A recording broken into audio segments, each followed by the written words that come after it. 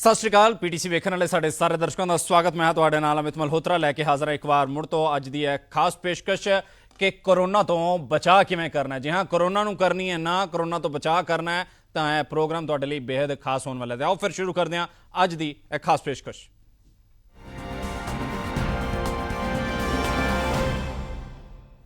ਤਾਂ कोरोना तो बचाव की करना है। कोरोना ਨੂੰ ਲੈ ਕੇ ਵੱਖ-ਵੱਖ ਸ਼ੱਕ ਸ਼ੰਕੇ ਤੁਹਾਡੇ ਸਵਾਲ ਸਾਰੇ ਸਵਾਲਾਂ ਦੇ ਜਵਾਬ ਦੇਣ ਦੀ ਕੋਸ਼ਿਸ਼ ਅੱਜ ਅਸੀਂ ਕਰਾਂਗੇ। ਐਕਸਪਰਟ ਵੀ ਸਾਡੇ ਨਾਲ ਜੁੜਨਗੇ। ਵੱਡੀ ਗੱਲ ਹੈ ਕਿ कोरोना ਨੂੰ ਲੈ ਕੇ ਅੱਜ ਕੱਲ ਲੋਕਾਂ ਦੇ ਵਿੱਚ ਵੱਖ-ਵੱਖ ਗੱਲਾਂ ਪ੍ਰਚਲਿਤ ਹੋ ਰਹੀਆਂ ਨੇ। ਕੋਈ ਵੈਕਸੀਨੇਸ਼ਨ ਨੂੰ ਲੈ ਕੇ ਡਰਦਾ ਵੀ ਵਿਖਾਈ ਦਿੰਦਾ ਹੈ, ਜਦਕਿ ਵੈਕਸੀਨੇਸ਼ਨ ਬੜੀ ਲਾਜ਼ਮੀ ਹੈ, ਵੈਕਸੀਨੇਸ਼ਨ ਬੜੀ ਜ਼ਰੂਰੀ ਹੈ। ਸਾਡੇ ਨਾਲ ਸਾਡੇ ਖਾਸ ਮਹਿਮਾਨ ਵੀ ਜੁੜਨਗੇ। ਸਵਾਲ ਤੁਹਾਡੇ ਅਸੀਂ ਲੈਣ ਦੀ ਕੋਸ਼ਿਸ਼ ਕਰਾਂਗੇ। ਤੁਹਾਡੇ ਮਨ ਦੇ ਵਿੱਚ ਕੀ ਕੁਝ ਸ਼ੰਕੇ ਨੇ ਉਹਨਾਂ ਨੂੰ ਦੂਰ ਕਰਨ ਦੀ ਕੋਸ਼ਿਸ਼ ਕਰਾਂਗੇ। ਕਿਵੇਂ ਕਰੀਏ ਕੋਰੋਨਾ ਤੋਂ ਬਚਾ, ਕਿਵੇਂ ਕੋਰੋਨਾ ਸੰਕਟ ਵਿਚਾਲੇ ਬਲੈਕ ਫੰਗਸ ਕਿੰਨਾ ਜ਼ਿਆਦਾ ਖਤਰਨਾਕ ਸਿੱਧ ਹੋ ਸਕਦਾ ਹੈ। ਬਲੈਕ ਫੰਗਸ ਦੇ ਕੀ ਕੁਝ ਮੁੱਖ ਲੱਛਣ ਹਨ। ਬਲੈਕ ਫੰਗਸ ਕੀ ਹੈ, ਯੈਲੋ ਫੰਗਸ ਕੀ ਹੈ, ਵਾਈਟ ਫੰਗਸ ਕੀ ਹੈ, ਜਿਹੜੇ ਵੱਖ-ਵੱਖ ਨਾਮ ਅੱਜ ਕੱਲ੍ਹ ਤੁਸੀਂ ਸੁਣ ਪਾ ਰਹੇ ਹੋ। ਕਿ ਕੋਰੋਨਾ ਇਲਾਜ ਦੌਰਾਨ ਸਟੀਰੋਇਡ ਦੀ ਵਰਤੋਂ ਖਤਰਨਾਕ ਹੋ ਸਕਦੀ ਹੈ। ਇਹਨਾਂ ਨੰਬਰਸ ਦੇ ਉੱਪਰ ਤੁਸੀਂ ਸਾਨੂੰ ਕਾਲ ਕਰ ਸਕਦੇ ਹੋ। ਤੁਹਾਡੇ ਸਵਾਲਾਂ ਦੇ ਜਵਾਬ ਦੇਣ ਦੀ ਸਾਡੇ ਐਕਸਪਰਟਸ ਵੱਲੋਂ ਪੂਰੀ ਕੋਸ਼ਿਸ਼ ਰਹੇਗੀ, ਸਾਡੇ ਵੱਲੋਂ ਪੂਰੀ ਕੋਸ਼ਿਸ਼ ਰਹੇਗੀ। ਨੰਬਰਸ ਤੁਹਾਡੀ ਸਕਰੀਨ ਤੇ ਫਲੈਸ਼ ਹੋ ਰਹੇ ਨੇ। ਤਾਂ ਕੀ ਕੁਝ ਲੋਕਾਂ ਦੇ ਡਰ ਨੇ, ਕੀ ਕੁਝ ਸ਼ੰਕੇ ਨੇ, ਤੁਹਾਡੇ ਕੀ ਕੁਝ ਸਵਾਲ ਨੇ। ਕਾਲ ਸਾਨੂੰ ਆਉਣੀਆਂ ਸ਼ੁਰੂ ਹੋ ਚੁੱਕੀਆਂ ਨੇ। ਸਭ ਤੋਂ ਪਹਿਲਾਂ ਆਪਣੇ ਐਕਸਪਰਟ ਨਾਲ ਤੁਹਾਨੂੰ ਤਾਰਫ ਕਰਾ ਦਿੰਦੇ ਹਾਂ। ਸਾਡੇ ਨਾਲ ਖਾਸ ਗੱਲਬਾਤ ਲਈ ਜੁੜ ਚੁੱਕੇ ਨੇ doctor Raman Abrol, ENT expert ਨੇ। ਡਾਕਟਰ ਸਾਹਿਬ बेहद स्वागत है, वेलकम है ਤੁਹਾਡਾ ਇਸ ਸ਼ੋਅ ਤੇ। ਡਾਕਟਰ ਸਾਹਿਬ ਕਾਲਸ ਸਾਨੂੰ ਆਉਣੀਆਂ ਸ਼ੁਰੂ ਹੋ ਰਹੀਆਂ ਨੇ। ਨਮਸਕਾਰ। ਅਸੀਂ ਉਹਨਾਂ ਦੇ ਨਾਲ ਗੱਲਬਾਤ ਕਰਾਂਗੇ ਤੇ ਕੋਸ਼ਿਸ਼ ਕਰਾਂਗੇ ਕਿ ਅਸੀਂ ਅੱਜ ਆਪਣੇ ਕਾਲਰਸ ਦੇ ਸਾਰੇ ਸਵਾਲਾਂ ਦੇ ਜਵਾਬ ਦੇ ਸਕੀਏ। ਸਾਡੇ ਨਾਲ ਪਹਿਲੇ ਕਾਲਰ ਇਸ ਵੇਲੇ ਜੁੜ ਚੁੱਕੇ ਨੇ, ਸੁਖਵਿੰਦਰ ਸਿੰਘ ਪਟਿਆਲਾ ਤੋਂ ਸਾਡੇ ਨਾਲ ਜੁੜ ਚੁੱਕੇ ਨੇ। ਸੁਖਵਿੰਦਰ ਸਿੰਘ ਜੀ, ਤੁਸੀਂ ਆਪਣਾ ਸਵਾਲ ਰੱਖ ਸਕਦੇ ਹੋ। ਡਾਕਟਰ ਰਮਨ ਅਬਰੋਲ ਸਾਡੇ ਨਾਲ ਜੁੜੇ ਹੋਏ ਨੇ, ਕੀ ਪੁੱਛਣਾ ਚਾਹੋਗੇ? हाँ जी, सत श्री अकाल जी। जी हाँ जी जी, ਅਸੀਂ CRP ਟੈਸਟ ਕਰਾਇਆ ਸੀ।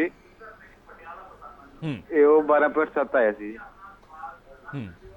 ਹਾਂਜੀ, ਇਹਨਾਂ ਬਾਰੇ ਪੁੱਛਣਾ ਡਾਕਟਰ ਸਾਹਿਬ ਨੂੰ ਕਿ CRP ਜਿਹੜਾ 12% ਆਇਆ ਖਤਰਨਾਕ ਕਿਹੜੀ ਗੱਲ ਦਾ ਨੇ? ਡਾਕਟਰ ਰਮਨ ਦੇਖੋ, CRP ਜਿਹੜੀ ਇੱਕ ਅਲੱਗ ਸਿਰਫ ਇੱਕ ਟੈਸਟ ਦੇ ਤੁਸੀਂ ਅਗਰ ਵੈਲਿਊ ਦੇਖਦੇ ਹੋ, ਉਹਦੇ ਹਿਸਾਬ ਨਾਲ ਤੁਸੀਂ ਇਹਦੇ ਵਾਸਤੇ ਕੋਈ ਡਰਨ ਦੀ ਗੱਲ ਨਹੀਂ ਹੁੰਦੀ, ਕਿਉਂਕਿ ਖਾਲੀ ਇੱਕ ਬਲੱਡ ਟੈਸਟ ਨੂੰ ਤੁਸੀਂ ਜੋੜ ਕੇ ਡਿਜ਼ੀਜ਼ ਨੂੰ ਸਿਵਿਰਿਟੀ ਨਹੀਂ ਦੇਖ ਸਕਦੇ। ਆਪਾਂ ਨੇ ਇਹ ਦੇਖਣਾ ਹੈ ਕਿ ਸਾਨੂੰ ਸਿੰਪਟਮ ਕੀ ਹੈਗਾ, ਓਵਰਆਲ ਉਹਨਾਂ ਦੀ ਕੰਡੀਸ਼ਨ ਕੀ ਹੈਗੀ ਹੈ ਮਰੀਜ਼ ਦੀ, ਔਰ ਇਹਦੇ ਇਲਾਵਾ ਬਾਕੀ ਟੈਸਟ ਕੀ ਕਹਿੰਦੇ ਆ। ਖਾਲੀ ਸਿੰਪਲ CRP ਦੇ ਸਿਰ ਤੇ ਬੇਸ ਦੇ ਉੱਪਰ ਤੁਸੀਂ ਪੂਰਾ ਟ੍ਰੀਟਮੈਂਟ ਪਲਾਨ ਨਹੀਂ ਕਰਦੇ, ਨਾ ਹੀ ਕਰਨਾ ਚਾਹੀਦਾ। ਆਪਾਂ ਨੂੰ ਇਹਦੇ ਵਿੱਚ ਪੇਸ਼ੈਂਟ ਦੇ ਬਾਰੇ 'ਚ ਕੰਪਲੀਟ ਨੌਲੇਜ ਹੋਣੀ ਚਾਹੀਦੀ ਹੈ, ਉਹਨਾਂ ਨੂੰ ਹੋ ਕੀ ਰਿਹਾ ਹੈ।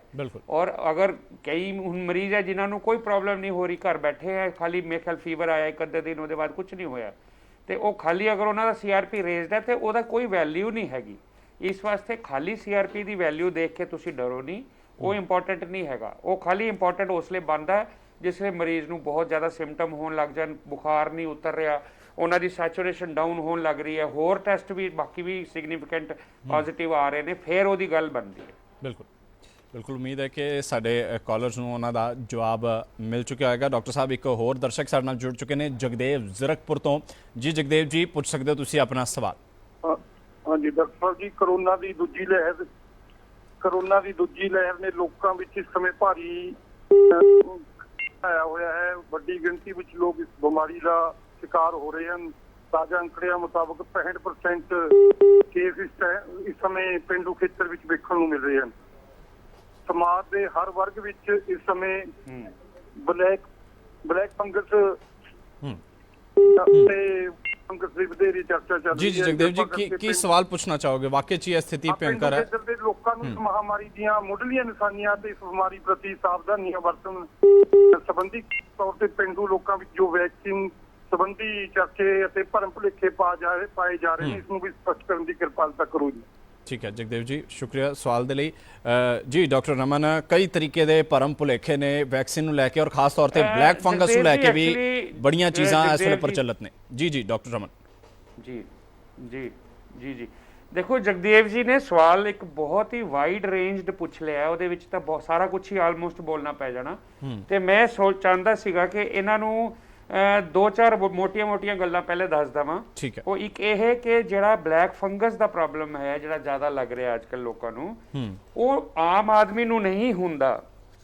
ਉਹ ਬੇਸਿਕਲੀ ਸ਼ੂਗਰ ਦੇ ਪੇਸ਼ੈਂਟ ਜਿਹੜੇ ਨੇ, ਜਿਨ੍ਹਾਂ ਦਾ ਅਨਕੰਟਰੋਲਡ ਸ਼ੂਗਰ ਹੈਗਾ, ਔਰ ਜਿਹੜੇ ਬੜੀ ਲੰਬੀ ਦੇਰ ਲਈ ਸਟੀਰੋਇਡ ਦੇ ਉੱਪਰ ਰਹੇ ਨੇ ਕੋਵਿਡ ਦੇ ਕਾਰਨ ਜਾਂ ਕਿਸੇ ਵੀ ਕਾਰਨ, ਜਾਂ ਜਿਹੜੇ ਮਰੀਜ਼ ਨੇ ਜਿਨ੍ਹਾਂ ਦੀ ਜਿਹੜੀ ਆਪਣੀ ਬਾਡੀ ਦੀ क्षमता ਘੱਟ ਹੈ, ਜਿਸ ਤਰ੍ਹਾਂ ਕਈ ਟ੍ਰਾਂਸਪਲਾਂਟ ਦੇ ਪੇਸ਼ੈਂਟ ਹੁੰਦੇ ਹੈ ਜਾਂ ਕੋਈ ਲੰਬੀ ਬਿਮਾਰੀ ਦੇ ਪੇਸ਼ੈਂਟ ਹੁੰਦੇ ਆ, ਉਹਨਾਂ ਦੀ ਇਮਿਊਨਿਟੀ ਘੱਟ ਹੁੰਦੀ ਹੈ ਜੀ ਜੀ, ਉਹ ਵਾਲੇ ਪੇਸ਼ੈਂਟ ਜਿਹੜੇ ਨੇ ਉਹ ਰਿਸਕ ਤੇ ਨੇ ਹੈ ਬਲੈਕ ਫੰਗਸ ਤੇ। ਇੱਕ ਆਮ ਆਦਮੀ, ਇੱਕ ਆਮ ਨਾਗਰਿਕ ਜਿਹੜਾ ਹੈਲਦੀ ਹੈ, ਜਿਹਨੂੰ ਸ਼ੂਗਰ ਦੀ ਪ੍ਰੋਬਲਮ ਨਹੀਂ ਹੈ, ਜਾਂ ਜਿਹੜਾ ਬੜਾ ਯੰਗ ਬੰਦਾ ਹੈ, ਉਹਨਾਂ ਨੂੰ ਬਹੁਤ ਹੀ ਮਿਨੀਮਮ ਚਾਂਸ ਹੈ ਬਲੈਕ ਫੰਗਸ ਦਾ। ਸੋ ਇੱਕ ਤੇ ਤੁਸੀਂ ਇਹ ਸਾਰੇ ਦਿਮਾਗ ਦੇ ਵਿੱਚੋਂ ਇਹ ਕੱਢ ਦਿਓ, ਕਿਉਂਕਿ ਅਸੀਂ ਰੋਜ਼ ਹੀ ਡਰ ਦੇ ਮਾਰੇ ਪੇਸ਼ੈਂਟ ਦੇਖੀ ਜਾ ਰਹੇ ਆ, ਜਿਹੜੇ ਰੋਜ਼ ਜਰਾ ਜੀ ਸਿਰ ਦਰਦ ਹੁੰਦੀ ਸਾਡੇ ਕੋਲ ਆ ਜਾਂਦੇ ਜੀ ਬਲੈਕ ਫੰਗਸ ਤੇ ਨਹੀਂ ਹੈਗਾ। ਦੇਖੋ ਬਲੈਕ ਫੰਗਸ ਵਾਸਤੇ ਤੁਸੀਂ ਇੱਕ ਤੇ ਤੁਹਾਨੂੰ ਡਿਜ਼ੀਜ਼ ਹੋਣੀ ਜ਼ਰੂਰੀ ਹੈ ਸ਼ੂਗਰ, ਕਿਉਂਕਿ ਜਿਹੜੇ ਸ਼ੂਗਰ ਦੇ ਪੇਸ਼ੈਂਟ ਹੈ, ਜਿਨ੍ਹਾਂ ਦਾ ਖਾਸ ਕਰ ਸ਼ੂਗਰ ਕੰਟਰੋਲ ਨਹੀਂ ਹੈ ਜਾਂ ਕਦੀ ਟੈਸਟ ਨਹੀਂ ਕਰਾਇਆ, ਉਹਨਾਂ ਨੂੰ ਚਾਂਸ ਜ਼ਿਆਦਾ ਹੁੰਦਾ ਹੈ। ਨਾਰਮਲ ਆਦਮੀ ਨੂੰ ਨਹੀਂ ਹੁੰਦਾ, ਇਹਦਾ ਕੋਈ ਡਰ ਦੀ ਗੱਲ ਨਹੀਂ ਹੈਗੀ। ਬਿਲਕੁਲ ਸਮਝ ਗਏ? ਤਾਂ ਇਹ ਪਬਲਿਕ ਦੇ ਦਿਮਾਗ ਚੋਂ ਇਹ ਡਰ ਕੱਢਣਾ ਜ਼ਰੂਰੀ ਹੈ। ਠੀਕ ਹੈ। ਦੂਸਰਾ ਕੁਐਸਚਨ ਜਿਹੜਾ ਰਿਲੇਟਡ ਸੀਗਾ ਕਿ ਵੈਕਸੀਨ ਦੇ ਬਾਰੇ ਚ ਮਿਸ ਇਨਫੋਰਮੇਸ਼ਨ ਇਹਨਾਂ ਨੂੰ ਬਹੁਤ ਹੈਗੀ ਹੈ। ਬਿਲਕੁਲ, ਇਹ ਬਿਲਕੁਲ ਸਹੀ ਗੱਲ ਹੈ ਕਿ ਵੈਕਸੀਨ ਨੂੰ ਪਤਾ ਨਹੀਂ ਕਿਉਂ ਫੇਲ ਕੀਤਾ ਗਿਆ ਸ਼ੁਰੂ ਦੇ ਵਿੱਚ, ਔਰ ਲੋਕਾਂ ਦੇ ਦਿਮਾਗਾਂ ਦੇ ਵਿੱਚ ਭ੍ਰਾਂਤੀ ਦੀਆਂ ਗਲਤਫਹਿਮੀਆਂ ਪਾਈਆਂ ਗਈਆਂ। ਇਹਦਾ ਸਾਨੂੰ ਪਤਾ ਨਹੀਂ ਪਿੱਛੇ ਫੋਰਸਿਸ ਕਿਹੜੀਆਂ ਹਾਂ, ਲੇਕਿਨ ਵੈਕਸੀਨ ਹੀ ਲੋਕਾਂ ਨੂੰ ਬਚਾ ਰਹੀ ਹੈ। ਬਿਲਕੁਲ ਇਹੋ ਇੱਕ ਬਾਟਮ ਲਾਈਨ ਹੈ। ਇਸ ਦਾ ਸਵਾਲ ਦਾ ਜਵਾਬ ਸ਼ਾਇਦ ਡਾਕਟਰ ਸਾਹਿਬ ਇੱਕੋ ਹੀ ਲਾਈਨ ਦੇ ਵਿੱਚ ਦਿੱਤਾ ਜਾ ਸਕਦਾ ਕਿ ਇਹ ਸਾਰੇ ਭਰਮ ਭੁਲੇਖੇ ਦੂਰ ਕਰਕੇ ਵੈਕਸੀਨ, ਜੇ ਸਾਡੇ ਸਾਇੰਟਿਸਟ ਨੇ, ਡਾਕਟਰ ਸਾਹਿਬਾਨ ਨੇ ਇੰਨੀ ਮਿਹਨਤ ਨਾਲ ਇੱਕ ਵੈਕਸੀਨ ਤਿਆਰ ਕੀਤੀ ਹੈ ਤੇ ਵੈਕਸੀਨ ਨੂੰ ਬਚਾ ਰਹੀ ਹੈ, ਵੈਕਸੀਨ ਬਚਾ ਰਹੀ ਲੋਕ ਹੀ ਬਚ ਰਹੇ ਹੈ, ਔਰ ਵੈਕਸੀਨ ਬੇहद ਲਾਜ਼ਮੀ ਹੈ। ਡਾਕਟਰ ਸਾਹਿਬ ਇੱਕ ਹੋਰ ਦਰਸ਼ਕ ਸਾਡੇ ਨਾਲ ਜੁੜ ਰਹੇ ਨੇ, ਸੋਹਨ ਲਾਲ ਮੋਗਾ ਤੋਂ, ਇਹਨਾਂ ਦਾ ਵੀ ਸਵਾਲ ਲੈ ਲੈਂਦੇ ਆ, ਫਿਰ ਗੱਲਬਾਤ ਨੂੰ ਅੱਗੇ ਤੋਰਦੇ ਆ। ਸੋਹਨ ਲਾਲ ਜੀ, ਪੁੱਛੋ ਆਪਣਾ ਸਵਾਲ। हाँ जी सर, हेलो जी सुन पा रहे हैं सोहन लाल जी, पूछो अपना सवाल। हाँ जी सर, जी बोलो। पेशेंट को कोरोना तो बाद खांसी बहुत आ रही है जी। पेशेंट को कोरोना तो बाद खांसी बहुत आ रही है जी। जी जी जी ठीक है डॉक्टर रमन, वाकई ची एक आफ्टर इफेक्ट देखा जा रहा है। ਇਹਦਾ ਜਵਾਬ ਮੈਂ ਇੰਨਾ ਹੀ जी जी जी जी should I answer? Sure doctor Raman, go ahead. हाँ, तो खांसी देखो, हाँ खांसी ਜਿਹੜੀ ਹੈ ਉਹਦਾ ਕਾਰਨ ਇਹ ਹੈ ਕਿ ਪੇਸ਼ੈਂਟ ਜਿਹੜੇ ਕੋਰੋਨਾ ਦੇ ਪੇਸ਼ੈਂਟ ਹੁੰਦੇ, ਉਹਨਾਂ ਨੂੰ ਕਿਸੇ ਨਾ ਕਿਸੇ ਪਰਸੈਂਟੇਜ ਐਕਸਟੈਂਟ ਤੱਕ ਲੰਗਸ ਦਾ ਇਨਵੋਲਵਮੈਂਟ ਹੁੰਦਾ ਹੈ, ਚਾਹੇ ਉਹਨੂੰ ਸਿੰਪਟਮ ਹੋਣ ਨਾ ਜਾਂ ਨਾ ਹੋਣ। ਜਿਨ੍ਹਾਂ ਨੂੰ ਖਾਂਸੀ ਹੋ ਰਹੀ ਹੈ ਉਹਨਾਂ ਦਾ ਲਾਜ਼ਮੀ ਹੈ ਕਿ ਉਹਨਾਂ ਦੇ ਲੰਗਸ ਇਨਵੋਲਵ ਹੋਏ ਨੇ। ਇਸ ਵਾਸਤੇ ਉਹਨਾਂ ਦਾ ਲੰਗਸ ਕਿੰਨੇ ਇਨਵੋਲਵ ਨੇ ਉਹਦੇ ਹਿਸਾਬ ਨਾਲ ਖਾਂਸੀ ਹੈਗੀ ਹੈ। ਮਰੀਜ਼ਾਂ ਨੂੰ ਮਹੀਨਾ ਤੱਕ ਬਾਅਦ ਵਿੱਚ ਖਾਂਸੀ ਚੱਲ ਸਕਦੀ ਹੈ, ਇਹਦੇ ਵਾਸਤੇ ਡਰਨ ਦੀ ਕੋਈ ਗੱਲ ਨਹੀਂ ਹੈ। ਤੁਸੀਂ ਅਗਰ ਕੋਵਿਡ ਤੋਂ ਰਿਕਵਰ ਕਰ ਗਏ ਹੋ, ਤੁਹਾਡੇ ਲੰਗਸ ਰਿਕਵਰ ਕਰਨ ਨੂੰ ਟਾਈਮ ਲੱਗ ਜਾਂਦਾ ਹੈ। ਉਹ ਡਿਪੈਂਡ ਕਰਦਾ ਹੈ ਕਿ ਕਿੰਨੀ ਤੁਹਾਡੀ ਐਕਸਟੈਂਟ ਹੈ, ਲੰਗਸ ਦੀ ਇਨਵੋਲਵਮੈਂਟ ਦੀ ਐਕਸਟੈਂਟ ਕਿੰਨੀ ਹੈ। ਇਸ ਵਾਸਤੇ ਖਾਂਸੀ ਦਾ ਸਿਰਪ ਤੁਸੀਂ ਲੈ ਸਕਦੇ ਹੋ, ਇਹਨੂੰ ਟਾਈਮ ਵੀ ਲੱਗ ਸਕਦਾ। ਕਈ ਪੇਸ਼ੈਂਟ ਹਫਤੇ ਨੂੰ ਠੀਕ ਹੋ ਜਾਂਦੇ, ਕਈ ਮਹੀਨਾ ਵੀ ਲੱਗ ਜਾਂਦਾ। ਇਸ ਵਾਸਤੇ ਕੋਈ ਡਰਨ ਦੀ ਜ਼ਿਆਦਾ ਲੋੜ ਨਹੀਂ ਹੈਗੀ ਹੈ। ਖਾਂਸੀ ਦੀ ਦਵਾਈ ਤੁਸੀਂ ਖਾਓ, ਲੰਗਸ ਆਸਤਾ ਰਿਕਵਰ ਕਰ ਜਾਣਗੇ। ਬਿਲਕੁਲ ਔਰ ਡਾਕਟਰ ਰਮਨ, ਕੁਝ ਹੋਰ ਕਾਲਰਸ ਵੀ ਸਾਡੇ ਨਾਲ ਜੁੜ ਰਹੇ ਨੇ, ਉਹਨਾਂ ਨਾਲ ਵੀ ਅਸੀਂ ਗੱਲਬਾਤ ਕਰਨ ਦੀ ਕੋਸ਼ਿਸ਼ ਕਰਾਂਗੇ। ਬਟ ਤੁਸੀਂ ਜਿਸ ਤਰ੍ਹਾਂ ENT ਐਕਸਪਰਟ ਹੋ, ਡਾਕਟਰ ਸਾਹਿਬ ਜਿਸ ਢੰਗ ਨਾਲ ਪੰਜਾਬ ਦੀ ਸਥਿਤੀ ਤੁਹਾਨੂੰ ਵੈਸੇ ਹੀ ਪਤਾ ਹੈ, ਕਈ ਥਾਵਾਂ ਦੇ ਉੱਪਰ ਖਾਸ ਤੌਰ ਤੇ ਸਰਹੱਦੀ ਖੇਤਰਾਂ ਦੇ ਵਿੱਚ ਅਸੀਂ ਵੇਖਿਆ 10-10 ਪਿੰਡਾਂ ਨੂੰ ਇੱਕ ਡਿਸਪੈਂਸਰੀ ਲੱਗਦੀ ਹੈ। ਕੋਈ ਛੋਟਾ ਮੋਟਾ ਬੁਖਾਰ ਹੀ ਹੋ ਜਾਏ, ਉਹਦੇ ਲਈ ਵੀ ਕਈ ਵਾਰ ਡਾਕਟਰ ਅਵੇਲੇਬਲ ਨਹੀਂ ਹੁੰਦਾ। ਅਜਿਹੇ ਵਿੱਚ ਬਲੈਕ ਫੰਗਸ ਜਿਹੜੀ ਖਤਰਨਾਕ ਬਿਮਾਰੀ ਹੈ, ਕਿਵੇਂ ਵੇਖਦੇ ਹੋ ਪੇਂਡੂ ਖੇਤਰ ਦੇ ਵਿੱਚ, ਦੂਰ ਦਰਾਡੇ ਦੇ ਇਲਾਕਿਆਂ ਦੇ ਵਿੱਚ ਜੇਕਰ ਕੋਈ ਇਸ ਬਿਮਾਰੀ ਦੇ ਨਾਲ ਗ੍ਰਸਤ ਹੋ ਜਾਂਦਾ ਹੈ, ਕਿਸੇ ਨੂੰ ਕੋਈ ਤਕਲੀਫ ਹੈ, ਕਿੰਨੀ ਜ਼ਿਆਦਾ ਐਕਸਪਰਟੀਜ਼ ਦੀ ਜ਼ਰੂਰਤ ਹੈ, ਕਿੰਨੀ ਜ਼ਿਆਦਾ ਐਕਸਪਰਟ ਨਿਗਰਾਨੀ ਦੀ ਜ਼ਰੂਰਤ ਤੁਸੀਂ ਸਮਝਦੇ ਹੋ? ਕਿਉਂਕਿ ਇਹ ਬਿਮਾਰੀ ਜੇ ਇੱਕ ਵਾਰ ਵਿਗੜ ਜਾਏ ਤਾਂ ਕਾਬੂ ਕਰਨੀ ਬੇहद ਔਖੀ ਹੋ ਸਕਦੀ ਹੈ। ਸੋ ਅਸੀਂ ਚਾਹਾਂਗੇ ਕਿ ਤੁਸੀਂ ਪੇਂਡੂ ਖੇਤਰ, ਦੂਰ ਦਰਾਡੇ ਦੇ ਲੋਕਾਂ ਜਿਹੜੇ ਬੈਠੇ ਹੋਏ ਨੇ, ਉਹਨਾਂ ਨੂੰ ਵੀ ਇੱਕ ਸੰਦੇਸ਼ ਜ਼ਰੂਰ ਦਿਓ ਕਿ ਜੇਕਰ ਵਾਕਈ 'ਚ ਉਹਨਾਂ ਦੇ ਵਿੱਚ ਅਜਿਹੇ ਕੋਈ ਸਿੰਪਟਮਸ ਨੇ ਤਾਂ ਐਕਸਪਰਟਸ ਦੀ ਰਾਏ ਲੈਣੀ ਕਿੰਨੀ ਲਾਜ਼ਮੀ ਹੋ ਜਾਂਦੀ ਹੈ। ਥੋੜੀ ਖੇਚਲ ਜ਼ਰੂਰ ਕਰਨੀ ਪਏਗੀ ਅਜਿਹੇ ਮਰੀਜ਼ਾਂ ਨੂੰ, ਉਹਨਾਂ ਦੇ ਰਿਸ਼ਤੇਦਾਰਾਂ ਨੂੰ, ਪਰ ਇਹ ਕੋਈ ਅਜਿਹੀ ਬਿਮਾਰੀ ਨਹੀਂ ਕਿ ਜਿਹੜੀ ਇੱਕ ਕਈ ਵੈਦ ਬੈਠੇ ਹੁੰਦੇ ਨੇ ਕਿ ਵੈਦ ਕੋਲੋਂ ਜਾ ਕੇ ਕੋਈ ਪੂੜੀ ਲੈ ਆਈਏ, ਜਾਂ ਫਿਰ ਜਿਸ ਤਰ੍ਹਾਂ ਪੇਟ ਦਰਦ ਹੁੰਦਾ ਤਾਂ ਇੱਕ ਜਾ ਕੇ ਗੋਲੀ ਲੈ ਆਈਏ। ਇਹ ਅਜਿਹੀ ਬਿਮਾਰੀ ਨਹੀਂ ਹੈ, ਬੇहद ਖਤਰਨਾਕ ਬਿਮਾਰੀ ਹੈ। ਜੀ ਮੈਂ ਇਹੀ ਇਸ ਗੱਲ ਦਾ ਜਵਾਬ ਇਹੀ ਦਊਂਗਾ ਕਿ ਇਹ ਜਿਹੜਾ ਬਲੈਕ ਫੰਗਸ ਦਾ ਪ੍ਰੋਬਲਮ ਹੈ, ਦੋ ਚੀਜ਼ਾਂ ਯਾਦ ਰੱਖਣੀਆਂ ਚਾਹੀਦੀਆਂ ਸਾਰਿਆਂ ਨੂੰ, ਸਰੋਤਿਆਂ ਨੂੰ। ਇੱਕ ਤੇ ਇਹ ਜਿਹੜੇ ਡਾਇਬੀਟਿਕ ਪੇਸ਼ੈਂਟ ਹੈ ਉਹਨਾਂ ਦੇ ਉੱਪਰ ਜ਼ਿਆਦਾ ਇਹ ਅਟੈਕ ਕਰਦਾ ਹੈਗਾ, ਤਾਂ ਇਸ ਵਾਸਤੇ ਮਰੀਜ਼ ਕੋਈ ਅਗਰ ਡਾਇਬੀਟਿਕ ਹੈ ਤੇ ਉਹਨੂੰ ਅਲਰਟ ਰਹਿਣਾ ਚਾਹੀਦਾ। ਔਰ ਜਿਹੜੇ ਸਟੀਰੋਇਡ ਜਾਂ ਫਿਰ ਜਿਹੜਾ ਬੰਦਾ ਬੜੀ ਦੇਰ ਲਈ ਸਟੀਰੋਇਡ ਖਾਂਦਾ ਰਿਹਾ ਕਿਸੇ ਵੀ ਕਾਰਨ ਵਾਸਤੇ, ਚਾਹੇ ਕੋਰੋਨਾ ਕਾਰਨ ਜਾਂ ਕੋਈ ਹੋਰ ਬਿਮਾਰੀ ਕਾਰਨ, ਅਗਰ ਸਟੀਰੋਇਡ ਖਾਂਦਾ ਰਿਹਾ ਉਹਨੂੰ ਵੀ ਇਸ ਵਾਸਤੇ ਅਲਰਟ ਰਹਿਣਾ ਹੈ। ਨੰਬਰ 2, ਜਿਸਲੇ ਇਹ ਹੋ ਜਾਂਦੀ ਹੈ ਜਿਹਦੇ ਵਿੱਚ ਵੀ ਕਿ 2-4 ਬੜੇ ਮੋٹے ਲੱਛਣ ਨੇ ਕਿ ਕਾਲਾ ਪੈਣਾ ਸ਼ੁਰੂ ਹੋ ਜਾਂਦੀ ਸਕਿਨ, ਨੱਕ ਦੇ ਆਸ-ਪਾਸ ਦੀ ਸਕਿਨ ਕਾਲੀ ਹੋ ਜਾਵੇ, ਜਾਂ ਤੁਹਾਡੇ ਮੂੰਹ ਦੇ ਅੰਦਰ ਤਾਲੂ ਕਾਲਾ ਹੋ ਜਾਵੇ, ਜਾਂ ਅੱਖ ਦੇ ਵਿੱਚ ਅੱਖ ਦੀ ਪ੍ਰੋਬਲਮ ਹੋ ਜਾਏ, ਵਿਜ਼ਨ ਪ੍ਰੋਬਲਮਸ ਆਉਣ ਲੱਗ ਜਾਣ, ਉਹਨੂੰ ਦਿਖ ਨਹੀਂ ਰਿਹਾ ਪ੍ਰੋਪਰ ਤਰੀਕੇ ਨਾਲ, ਉਹ ਵਾਲੇ ਪੇਸ਼ੈਂਟ ਬੜਾ ਹਾਈ ਚਾਂਸ ਹੈ ਕਿ ਉਹ ਬਲੈਕ ਫੰਗਸ ਹੈਗਾ। ਅੱਛਾ, ਤੀਸਰੀ ਚੀਜ਼ ਇਹ ਹੈ ਕਿ ਬਲੈਕ ਫੰਗਸ ਜਦ ਹੋ ਗਿਆ ਉਹ ਲੋਕਲ ਲੈਵਲ ਤੇ ਟ੍ਰੀਟਮੈਂਟ ਕਰਨ ਵਾਲਾ ਨਹੀਂ ਹੈਗਾ, ਬੜਾ ਸਪੈਸ਼ਲਾਈਜ਼ਡ ਪ੍ਰੋਬਲਮ ਹੈ, ਬੜੀ ਸੀਵੀਅਰ ਪ੍ਰੋਬਲਮ ਹੈ, ਔਰ ਇਹਦੇ ਵਿੱਚ ਟਾਈਮਿੰਗ ਸੇਵ ਕਰਨੀ ਸਭ ਤੋਂ ਜ਼ਿਆਦਾ ਇੰਪੋਰਟੈਂਟ ਹੈ। ਅਗਰ ਕੋਈ ਮਰੀਜ਼ ਤੁਸੀਂ ਬਚਾਉਣਾ ਹੈ ਤੇ ਉਹ ਜਲਦੀ ਤੋਂ ਜਲਦੀ ਉਹਦਾ ਸਰਜਰੀ ਹੋਣਾ ਚਾਹੀਦਾ, ਔਰ ਜਲਦੀ ਤੋਂ ਜਲਦੀ ਦਵਾਈ ਸ਼ੁਰੂ ਹੋਣੀ ਚਾਹੀਦੀ ਹੈ। ਜਿੰਨਾ ਟਾਈਮ ਵੇਸਟ ਹੋਊਗਾ ਉਹਨਾਂ ਉਹਦੇ ਟ੍ਰੀਟਮੈਂਟ ਖਰਾਬ ਜਾਂ ਪੇਸ਼ੈਂਟ ਦੇ ਖਤਮ ਹੋਣ ਦੇ ਚਾਂਸ ਵੱਧਦੇ ਜਾਣਗੇ। ਇਸ ਵਾਸਤੇ ਇਹ ਨੀਮ ਹਕੀਮ ਵੈਦਾਂ ਦੇ ਬਸ ਦਾ ਨਹੀਂ ਹੈਗਾ ਇਹ ਡਿਜ਼ੀਜ਼। ਜਿਸਲੇ ਵੀ ਨਕਸ਼ਨ ਕੋਈ ਲੱਗੇ ਉਸ ਲਈ ਇਹਨਾਂ ਨੂੰ ਫੌਰਨ ਵੱਡੇ ਹਸਪਤਾਲ ਸ਼ਹਿਰ ਦੇ ਵਿੱਚ ਭੱਜਣਾ ਜ਼ਰੂਰੀ ਹੈਗਾ, ਕਿਉਂਕਿ ਇਹ ਛੋਟੇ-ਮੋਟੇ ਸੈਂਟਰ 'ਚ ਮੈਨੇਜ ਹੋਣ ਵਾਲਾ ਹੈ ਨਹੀਂ। ਬਿਲਕੁਲ ਬਿਲकुल, बहुत अच्छी एक अच्छा संदेश है, और उम्मीद यही करते हैं कि ਜਿਹੜੇ ਦਰਸ਼ਕ ਸਾਨੂੰ ਸੁਣ ਪਾ ਰਹੇ ਨੇ ਥੋੜੀ ਖੇਚਲ ਜ਼ਰੂਰ ਹੁੰਦੀ ਪਿੰਡੂ ਖੇਤਰਾਂ 'ਚ, ਅਸੀਂ ਸਮਝ ਸਕਦੇ ਹਾਂ ਕਿ ਬੜਾ ਸੌਖਾ ਹੋ ਜਾਂਦਾ ਕਿਸੇ ਵੈਦ ਕੋਲ ਜਾ ਕੇ ਕੋਈ ਦਵਾਈ ਲੈਣਾ, ਪਰ ਬਲੈਕ ਫੰਗਸ ਦੀ ਬਿਮਾਰੀ ਗੰਭੀਰ ਹੈ। ਜੇਕਰ ਵਾਕਈ 'ਚ ਅਜਿਹੇ ਲੱਛਣ ਨੇ ਤੇ ਐਕਸਪਰਟ ਦੀ ਰਾਏ ਲੈਣੀ ਬੇहद ਲਾਜ਼ਮੀ ਸਮਝੀ ਜਾ ਸਕਦੀ ਹੈ। ਡਾਕਟਰ ਰਮਨ, ਤੁਸੀਂ ਸਾਡੇ ਨਾਲ ਜੁੜੇ ਹੋਏ ਹੋ, ਤੁਹਾਡੇ ਨਾਲ ਗੱਲਬਾਤ ਨੂੰ ਅਸੀਂ ਅੱਗੇ ਤੋਰਾਂਗੇ, ਸਾਡੇ ਕਾਲਰਸ ਵੀ ਸਾਡੇ ਨਾਲ ਜੁੜਨਗੇ, ਕੁਝ ਹੋਰ ਗੱਲਬਾਤ ਕਰਾਂਗੇ। ਛੋਟੇ ਜਿਹੇ ਬ੍ਰੇਕ ਦਾ ਇੱਥੇ ਵੇਲਾ ਹੋ ਗਿਆ, ਬ੍ਰੇਕ ਦੇ ਉਸ ਪਾਰ ਵੀ ਸਾਡੀ ਇਹ ਖਾਸ ਪੇਸ਼ਕਸ਼ ਰਹੇਗੀ ਜਾਰੀ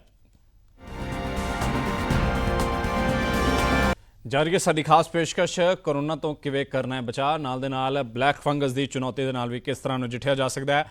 ਸਾਡੇ ਨਾਲ ਸਾਡੇ ਸਪੈਸ਼ਲਿਸਟ ਡਾਕਟਰ ਰਮਨ ਅਬਰੋਲ ਲਗਾਤਾਰ ਜੁੜੇ ਹੋਏ ਨੇ। ਡਾਕਟਰ ਸਾਹਿਬ, ਸੰਖੇਪ 'ਚ ਇੱਕ ਵਾਰ ਤੁਹਾਡੇ ਕੋਲੋਂ ਜ਼ਰੂਰ ਜਾਨਣਾ ਸਮਝਣਾ ਚਾਹਾਂਗੇ, ਸਮੁੱਚੇ ਤੌਰ ਦੇ ਉੱਪਰ ਜੇਕਰ ਵੇਖਿਆ ਜਾਵੇ ਵੈਕਸੀਨੇਸ਼ਨ ਡਰਾਈਵ ਚੱਲ ਰਹੀ ਹੈ ਆਪਣੀ ਰਫਤਾਰ ਦੇ ਨਾਲ, ਹਾਂ ਕਈ ਥਾਈਂ ਵੈਕਸੀਨ ਦੀ ਘਾਟ ਹੈ, ਸਰਕਾਰਾਂ ਕਹਿ ਰਹੀਆਂ ਨੇ ਕਿ ਉਸ ਨੂੰ ਵੀ ਜਲਦ ਤੋਂ ਜਲਦ ਪੂਰਾ ਕਰ ਲਿਆ ਜਾਵੇਗਾ, ਪਰ ਉਸ ਦਰਮਿਆਨ ਜਦ ਤੱਕ ਵੈਕਸੀਨ ਨਹੀਂ ਲੱਗਦੀ, ਬਲੈਕ ਫੰਗਸ ਅਤੇ ਕੋਰੋਨਾ ਤੋਂ ਕਿਸ ਢੰਗ ਦੇ ਨਾਲ ਖੁਦ ਨੂੰ ਬਚਾਇਆ ਜਾ ਸਕਦਾ ਹੈ, ਕਿਸ ਢੰਗ ਦੇ ਨਾਲ ਜਿਹੜੀਆਂ ਸਾਵਧਾਨੀਆਂ ਨੇ ਉਹ ਵਰਤਣੀਆਂ ਚਾਹੀਦੀਆਂ ਨੇ, ਤੁਹਾਡੇ ਵੱਲੋਂ ਕੀ ਅਪੀਲ ਹੈ ਸਾਡੇ ਦਰਸ਼ਕਾਂ ਨੂੰ, ਅਸੀਂ ਜ਼ਰੂਰ ਜਾਣਨਾ ਚਾਹਾਂਗੇ।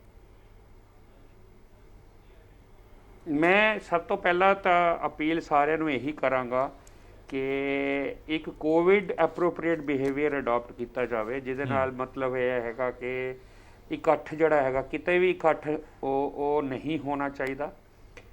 ਮਾਸਕ ਬੜਾ ਸਟ੍ਰਿਕਟਲੀ ਪਾਉਣਾ ਜ਼ਰੂਰੀ ਹੈਗਾ, ਜਿੱਥੇ ਵੀ ਤੁਸੀਂ ਨਿਕਲੋ ਬਾਹਰ ਜਾਂ ਮਿਲੋ ਕਿਸੇ ਨੂੰ ਮਾਸਕ ਦੇ ਬਗੈਰ ਨਹੀਂ ਮਿਲਣਾ ਹੈਗਾ, ਔਰ ਇੱਕ ਦੂਜੇ ਤੋਂ ਡਿਸਟੈਂਸ ਰੱਖਣਾ ਬਹੁਤ ਜ਼ਰੂਰੀ, 1 ਮੀਟਰ ਦੇ ਡਿਸਟੈਂਸ ਦੇ ਦੂਰ ਦਾ ਆਸ-ਪਾਸ ਮੀਟਰ ਰੱਖਣਾ ਚਾਹੀਦਾ ਹੈ, ਖਾਸ ਕਰ ਸਟ੍ਰੇਂਜਰਸ ਤੋਂ।